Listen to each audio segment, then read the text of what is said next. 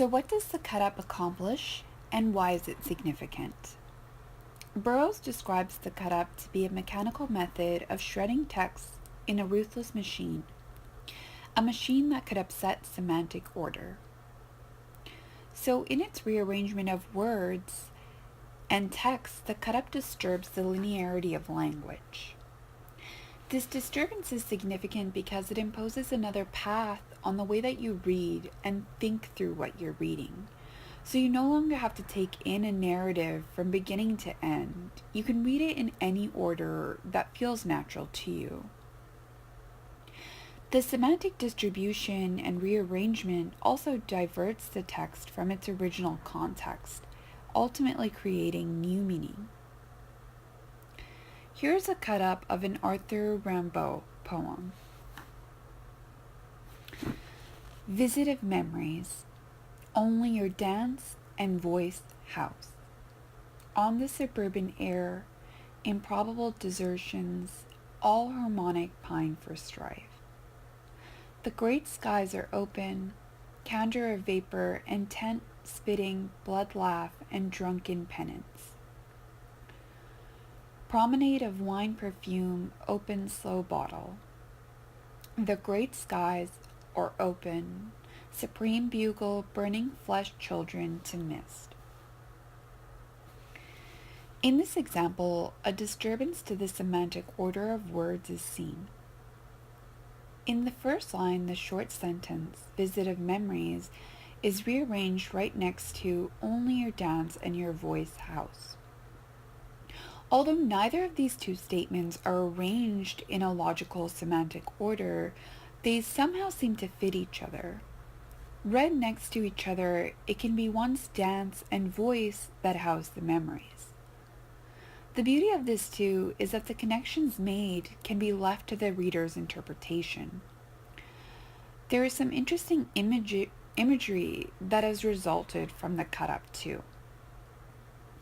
A tent spitting blood laugh doesn't seem to be a logically sound sentence to write, but with this rearrangement, you get the personification of a tent engaging in this volatile action of a spitting blood laugh. What interests me the most about this is that the possibilities for new and interesting imagery become endless. So why else is this significant? One of the things that I'm interested in its plurality. The cut-up is pluralistic not only in its readings, but in its writings and functions. There are so many ways to create, interpret, and use the cut-up. It has been used across a wide range of mediums, and this allows for the mixing of these mediums too, which can introduce so many possibilities into the creative process. It also brings concepts or theory and the creative work together. It frees the text from the page. It imposes another path on the eyes by broadening the field of vision. And instead of reading the text alone, you read the text in relation to the imagery pasted next to it. Take, for example, these three cut-ups. The text and graphics are deliberately made difficult to read so as to pull you out of a linear way of reading the page. You are forced to read the page as a whole rather than as separate pieces of text and image. Another reason this method is significant is because cut-ups are for everyone. It makes poetry accessible to anyone as long as you have a pair of scissors and a newspaper. Because it involves playing around with pre-existing works, you don't necessarily have to be a master at traditional notions of writing such as lyricism and originality.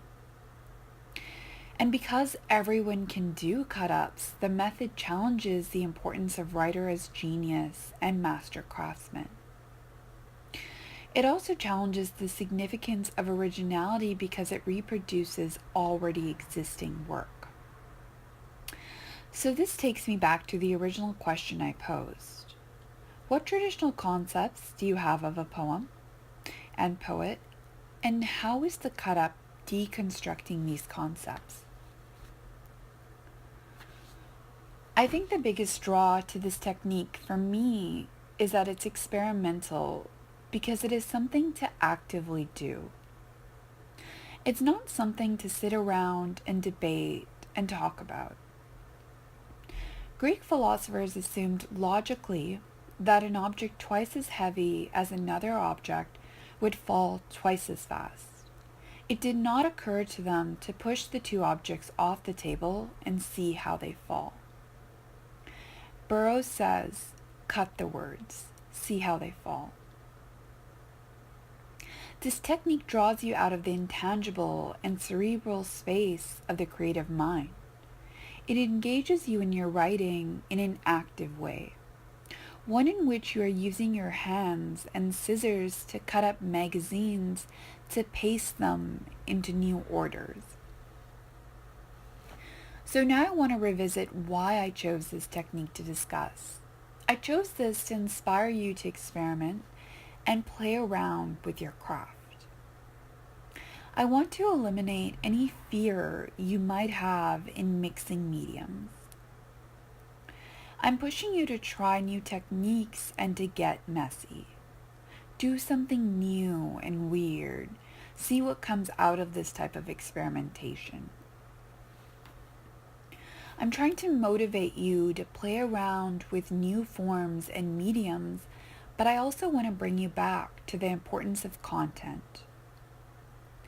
Throughout the third mind, Burroughs talks about the experimentation of form in detail, but he is always talking about what this form is achieving. Ask yourself what your poem is trying to accomplish. How are your chosen mediums helping accomplish these goals?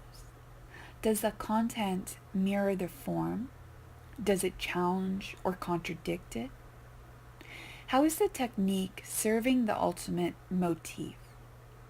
These are all important questions to keep in mind. Another thing to note is that the techniques we've discussed don't have to be fixed to the cut up either. One of the reasons I brought this method to the class was to inspire you to apply it to your overall creative process. By this I mean play around with the order of your sentences in all of your writing. See what happens when you cut out and shift a sentence from the beginning of the poem and put it in the middle or the end. What does this do to the structure? Maybe it places a strong image from the middle at the end where it has a better fit. Or possibly try removing words out of a sentence. What happens? Maybe you get rid of unnecessary filler words, ultimately making an image sharper. My process is very messy, and it uses a lot of the same methods discussed in the cut up. It almost performs it backwards. I write every phrase, every sentence, and every stanza or paragraph in pieces scattered all over the place. I then gather these pieces and shift them across the pages several times before I find their place as if they were smaller pieces of a larger puzzle. This shifting of text often helps me figure out a structure and order for my poems that I don't begin with. It helps me create connections between the pieces, ultimately creating a narrative flow into the body of a poem. I sometimes end up using the same sentence or phrase in several places to create repetition. So even though I'm not constructing cut-ups, I'm using a lot of the same approaches in my overall process. And I think these skills could be helpful to any writer in their process. So for the next assignment, I want you to create your own cut-up. You could use a gardening or seed catalog, maybe your favorite poem, or all three if you like, and disassemble and mash them up. See what you come up with.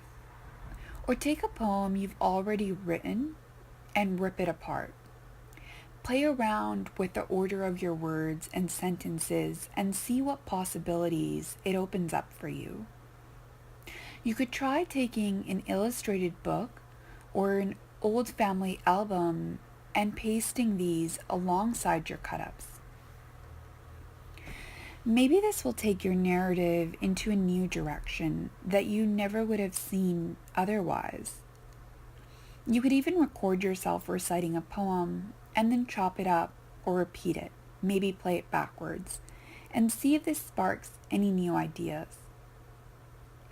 Burroughs shows an example of Geisen using the human voice and one phrase to perform the cut-up. And I've provided a link on this week's module for you to listen to this example.